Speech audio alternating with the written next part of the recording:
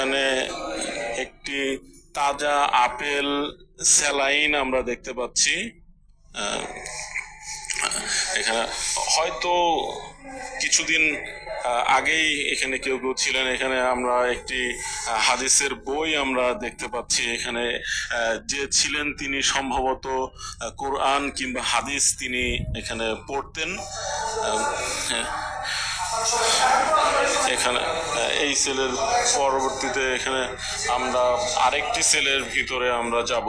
সেই সেলের ভিতরে আমরা দেখার চেষ্টা করবো আসলে কিছু। এই সেলে অবশ্য কোনো ধরনের তোষক কিংবা বালিশ কিছুই নেই।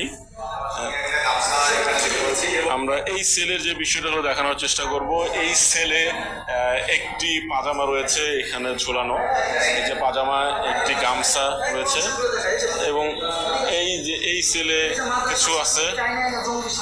এখানে মাদ্রাসার ছাত্ররা ছিলেন। এখানে আমার ছেলেরা, আমার ভাইয়েরা এখানে এসে এরা কোরআন পড়ে দেখেন।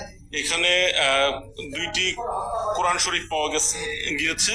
এখানে যিনি থাকতেন তিনি সম্ভবত এখানে যিনি ছিলেন তিনি কোরআন পড়তেন।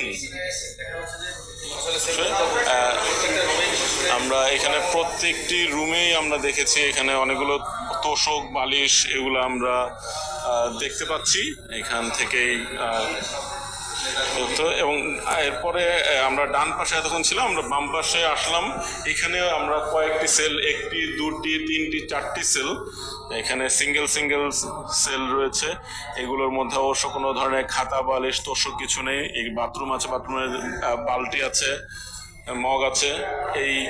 এইখানেও এই সেলটিতেও আমরা দেখানোর চেষ্টা করছি যে এই সবগুলো সেলই মোটামুটি একদমই ফাঁকা, মোটামুটি নয় একদমই ফাঁকা। এর পরবর্তীতে আমরা আরেকটি সেল আমরা দেখব যে এই সেলটিতে এখানে অন্ধকার, কোনো ধরনের লাইট নেই, কিন্তু এই সেলগুলোতে কোনো কাঁথা বালিশ তোষক আসলে কিছুই নেই।